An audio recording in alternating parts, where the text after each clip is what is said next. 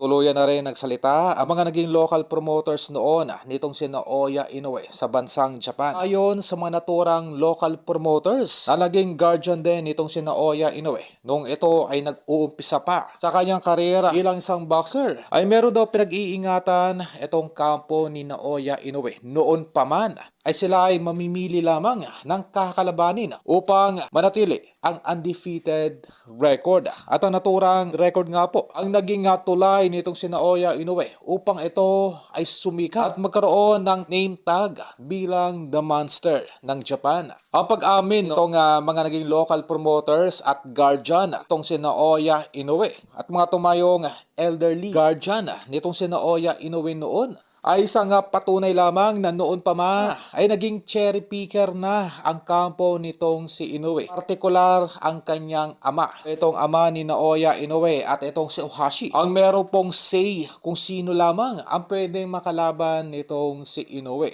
At kung ito man ay magkakaroon ng bigating laban ay sisiguraduhin lamang nito na patatandain ang naturang fighter. Ito ay kanila na pong matagumpay na nagawa kontra Nonito Donaire at ngayon naman ay sinusubukang patandain pa itong si Casimero bago labanan. Pagiging sigurista nga po ng kampo nitong si Naoya Inoue nagpapatunay lamang na hindi po nagtataglay dugo ng isang mandirigma. Bagay, masyado pong technical at mapaniguro ang estilo ng kampo nitong si Inoue. Tignan nga naman itong ating kababayan na lamang na si Casimero. Ang literal po na banta, same as usual. Wala sila ibang gagawin kundi i-delay lamang ang naturang matchup at hintayin pang lalong tumanda itong ating kababayan bago labanan.